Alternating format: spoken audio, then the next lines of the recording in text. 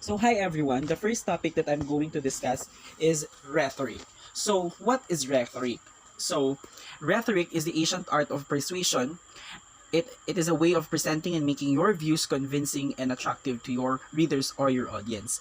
So, as an author or as a speaker or as a debater, it's very important for us to have this kind of technique in which we have the power to persuade our audience to make them believe on the things that we are stating. So that is rhetoric. Your power to persuade or to convince someone with the words, okay, with the words that you're using, sometimes with factual information, and also your experiences in life. So those are things that you can use in order for you to persuade or convince your readers or your audience. So that is rhetoric.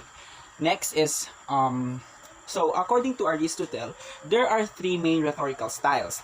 We have the ethos, the logos, and the pathos. So when we are talking about ethos, it is how you convince your audience about your credibility.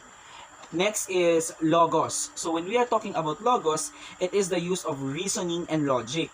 It also used factual information to win in a certain argument. And last is pathos. So pathos, it is more on the emotions of a certain human being. Just like, for example, if we saw one of our classmates, he's driving a car, so and then we immediately imply that um, that he owned the car. So pathos is more on the emotions of a certain individual. So that is the three main rhetorical styles according to Aristotle. So next we have argumentation. So I know that everyone is knowledgeable about what is the definition of argumentation. So it is stated here that argumentation also have persuasive function. First and foremost, you argue because you want people to believe on your perception. You want people to follow what's your point of view and what you think is right. That is why you argue. And in every argumentation, we end up to a certain conclusion.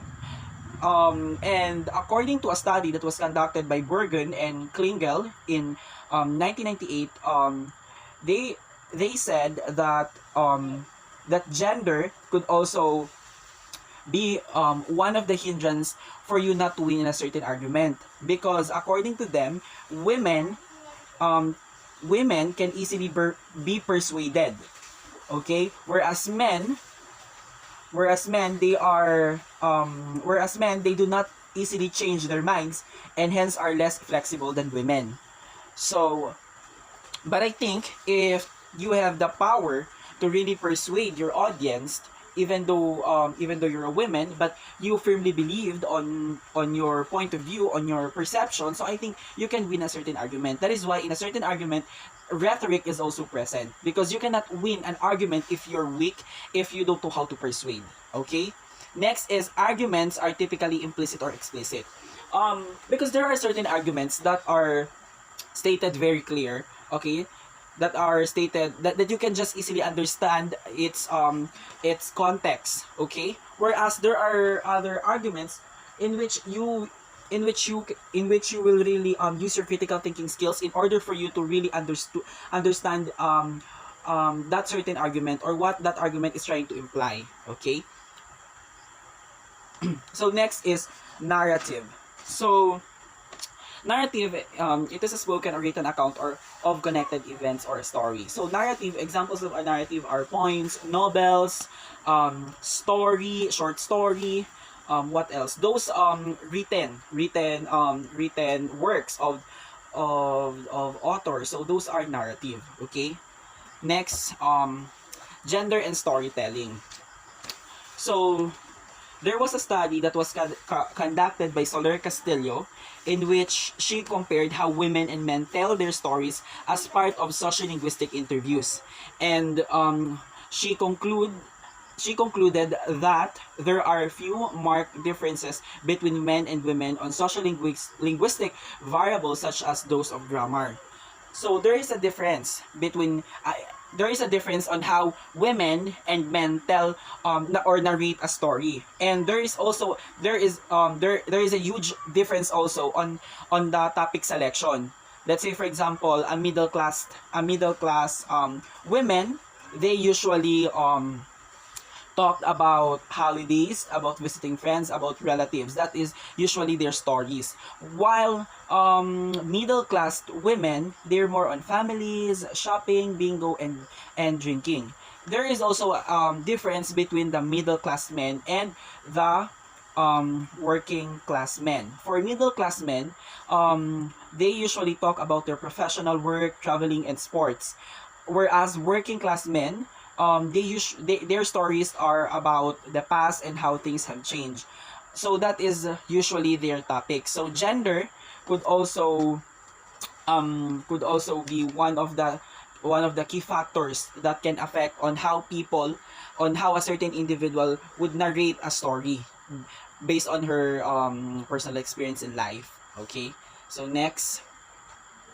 So we have speech acts. So the very definition of the appropriateness conditions of speech acts are to be formulated in terms of context, categories such as knowledge, wishes, or purposes of the participants. So speech acts may vary. It's because there are different types of speakers, and each speakers has their own approach on how they're going to start their talk. Some of the speakers would ask questions to the audience in order for him to introduce his topic, but some are not doing that.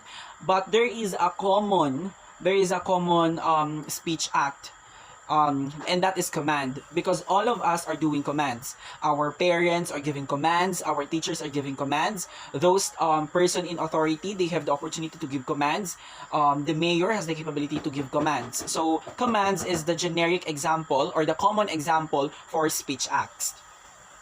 Next. So next we have talk in interaction. So under talk in interaction, we have turns and turn talking. We have the openings, closings, and sequencing. We have other context influences on talk in interaction. We have refusals. We have compliments, humor, and politeness. So let's discuss first the turns and turn talking. So there are many contextual constraints on turn exchange, including who may or must speak first or last in a conversation, who may or not speak at all. So, in some culture, they believe that people with higher age can or has the opportunity to speak first. But here in our country, it is very obvious that people with high rank, especially politicians, they are given the opportunity to speak first. Okay? And of course, as their constituents, we are given also the opportunity to speak after they speak. Okay? So that is turns and turn talking. Each of us are given the opportunity to speak, but it depends on the rank, gender, age, if who is going to speak first or last. Okay? Next is the openings, closings, and sequencing. So in formal situation, age, gender, rank, status, or power may be a more or less strict condition for who may or must speak first, second, or last. So this topic is related to the first topic that I discussed. Let's say for example in a certain program, it is always the, let's say for example, it's always the principal who is going, the principal or the president of a certain institution who is going to give the opening remarks. Okay? And then the vice president of the institution could give the closing remarks. So it depends on your rank. Some also consider gender as the basis if who is going to open a certain program or a certain meeting. But in a formal meeting, so the chairperson has the opportunity to open the meeting. Okay, since he is his position is higher than the other members of the, let's say for example, organization. Okay, so next. So these are the other contexts that influences on talk and interaction. So we have the roles, gender, cultural identities, social class, and relations between speakers. So next we have refusals. So the hesitation phenomena are not just polite ways of doing refusals, but also a manifestation to such complex deliberation in the ongoing construction of the context model that governs such refusals. So in making refusals, let's say for example in a symposium, because there are certain speakers who would raise a question, and there are speakers as part of their speech act, they always approach their audience and ask for question.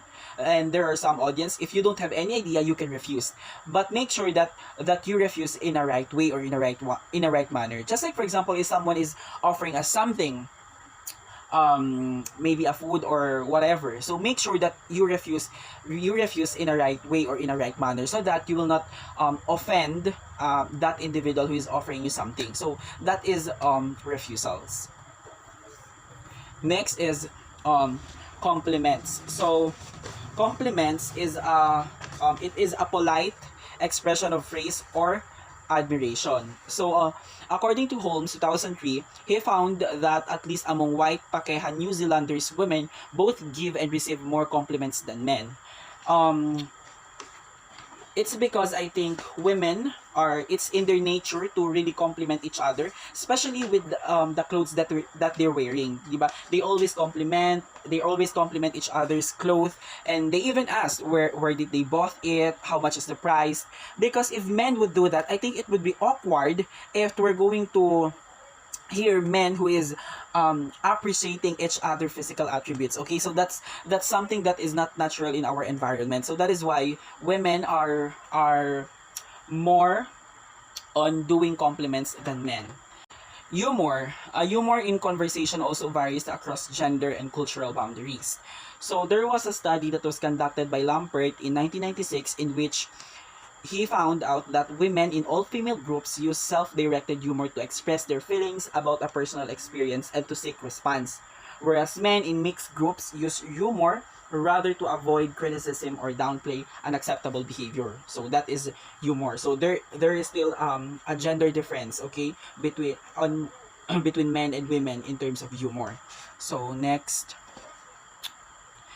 we have politeness. So according to Holmes, 1995, found that in Pekaha, New Zealand, women tend to be more polite than men. I think it's because of it's because women are more feminine than men. But let's not define feminine as a weak spot as a weak spot for women, but I think women are soft-hearted. That's why they are viewed as more polite than men, because men are sometimes more aggressive, and they easily get angry and they easily raise their voice. So I think that is why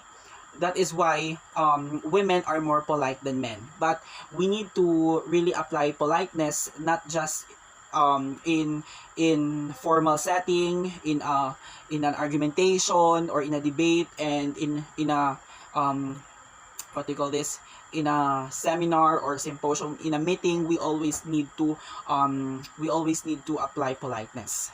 So that ends my report. So I think I was able to explain all the topic well, and I hope that you're able to understand everything. So thank you so much for listening.